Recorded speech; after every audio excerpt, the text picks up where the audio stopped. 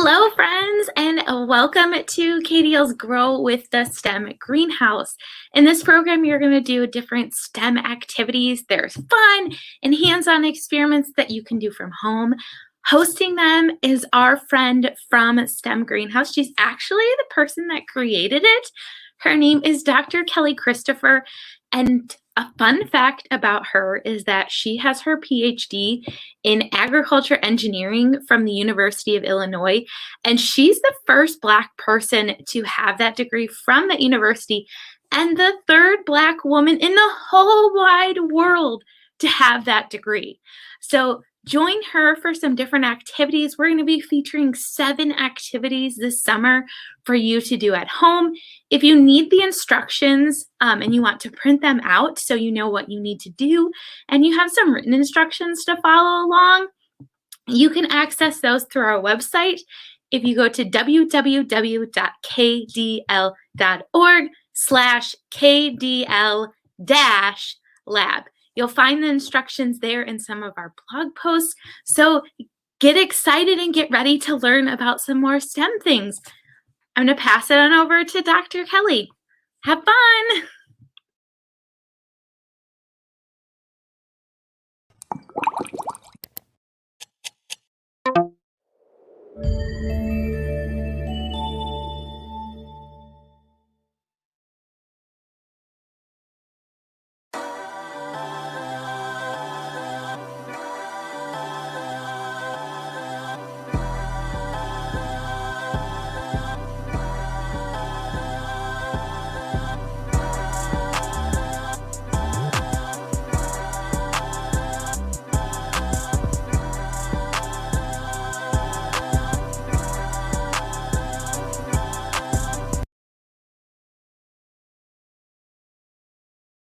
Hello, STEM scholars. I'm Dr. Christopher, and today I'm so excited to talk to you about super absorbent polymers. Polymers are long chains of molecules linked together, and as we go through today's activities, you'll get a chance to see the properties of different polymers. For the first activity that we're going to do, it takes some time to prep it, so we're going to just get started and come back to it a little bit later.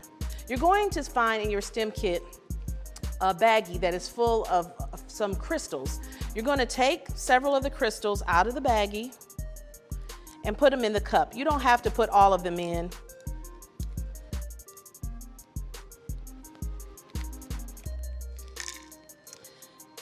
And as we're working with these chemicals, I better put my safety glasses on.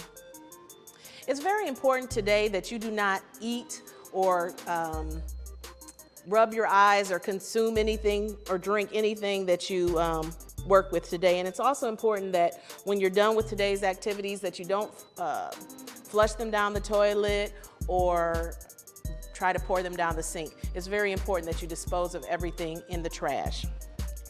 Okay, so for the first activity, we've got our crystals in there, and I've colored this water blue, but it doesn't have to be blue. I'm just coloring it blue so it looks a little bit, it's easier to see on camera. So we're going to add some water to the crystals, and we're just going to let them just sit, okay? I'm going to set that aside and go to our next activity. So you will also notice that there is a diaper in your STEM kit. Well, you may have seen a diaper commercial or two that talks about how one diaper is so much more absorbent than another. So today we're going to find out why. Now you're going to take a diaper and you're going to need a pair of scissors. The way I like to do this is I start to cut through the diaper at the top, maybe make a little bit of a hole and cut through the diaper. But I don't want to cut all the way through to the other side. I just want to cut out the lining, okay? So I'm going to cut the lining out of this diaper. Okay. And when you open up the diaper, you might notice that there is a little bit of some powdery substance. So I'm going to just shake that out onto here, onto the diaper. I'm using this piece of paper mainly just so that I can see, because the substance that I'm looking for is white, and I want to make sure that I can see it. Now, in addition to that, we're going to get some more of the substance off of the cotton fibers by taking the cotton that's in the diaper and putting it in a baggie.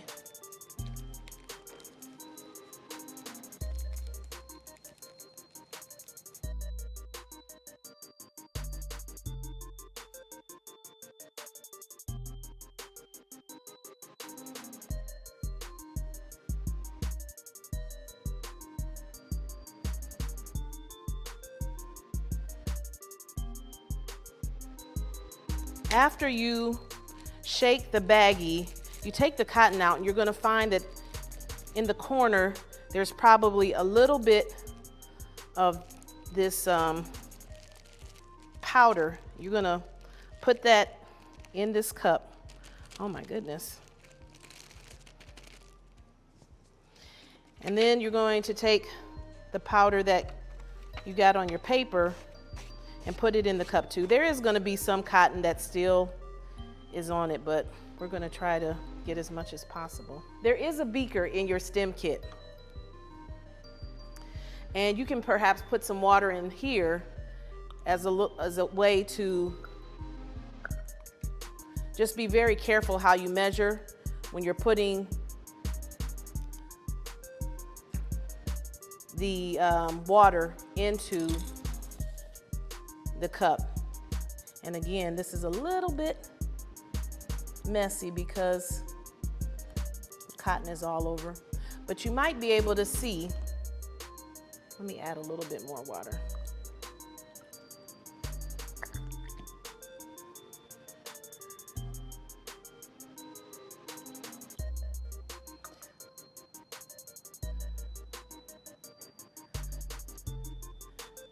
Now, the thing about this polymer that is in a diaper, it is a chemical. It actually has a name. It's sodium polyacrylate. The sodium polyacrylate, when it's a solid that when it's mixed with water, it turns into this kind of jelly substance. And we've talked before about the primary states of matter. There's solids, liquids, and gases, but this is not quite a solid, liquid, or gas. It's considered a gel, and a gel is basically a solid that locks in water. And so what you see here, it's probably about 95% water and just a little bit of solid with that water, and it comes into this gel form. Okay. Now, you have another baggie in your stem kit that is just full of the same substance that we tried to get out of the diaper, okay? So we're gonna play around with the sodium polyacrylate just a little bit more. And I want you to get an opportunity to measure using your beaker, okay? We're gonna practice measuring using the beaker. On the side of the beaker, you can see the measurements in milliliters. We're gonna measure out 40 milliliters of water. And again, this is only blue because I put a little food coloring in it so that it's easier to see. You will get some instructions in your stem kit about how to measure when you're using like a beaker or graduated cylinder. When you're putting liquids into containers like this, there's something called a meniscus that develops where the liquid particles are kind of pulled up are attracted to the sides of the container. So when you're measuring, it's very important that you get down to eye level with your measuring instrument and you add your water really carefully to make sure that you have exactly 40 milliliters. So I'm going to take that 40 milliliters of water and I'm going to pour it into the cup again. And now I'm just going to take a spoon and just put some sodium polyacrylate directly in. So you can play around with this a little bit. Try to see how much you need to add, because you won't need to add much in order for it to start to turn into a gel. You can probably see it starting to form now. Oh wow, that's pretty solid. Okay.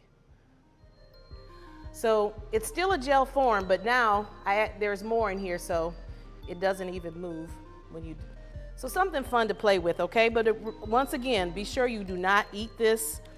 If you have any young siblings, be sure to keep this away from them, okay? This is one of the reasons why when you have a diaper, they don't allow diapers in pools, because the chemical in the diaper, when it puffs up like this, it'll clog the filters of the pool. So that's why there's special swim diapers, because they don't want this in the pool. And this is why you don't want to put this in your sink, because this could clog up your sink or your toilet. So be sure to just dispose of this in the trash. So now we have our gel, sodium polyacrylate, but we're going to test something quickly. I want you to see what happens when we take a little bit of gel. We're going to put it on a plate. And now I want you to get some salt. It's just regular table salt. And I want you to sprinkle salt on the sodium polyacrylate gel and just watch what happens. It might take a minute. But basically what is going to happen is that you're going to notice it's going to start melting. The reason that it turns back into a liquid form is because table salt is actually, the chemical name for it is sodium chloride. And sodium chloride takes the place of the water molecule that with the sodium polyacrylate. So it kind of replaces the water. So now the water has no place to go. So instead of it being sucked up by the sodium polyacrylate, now sodium chloride has taken the place of the water, and the water has to come out. And so for our final activity, we're going to go back to those crystals that we put in the water previously. And I've actually let these crystals sit overnight, so you will not necessarily get these results quite as fast. You might want to have your crystals in the water for a little bit longer. But you probably can't see the crystals very well, because you remember how small they were when we first put them in the water? Well, look how big they are now. You can barely see them in the water because they've taken up so much water. They've soaked up so much water. These polymers soak up a lot of water. So those tiny little crystals that we had at the beginning are now these big jelly gel crystals. Now these gel crystals have a lot of applications. They're not just for diapers. They're often used in forestry and plants, because as you can imagine, let's just say you had an area that was dry a lot. But if you were able to put these crystals in the ground and they soaked up all of the water, they would release the water slowly back to the plants.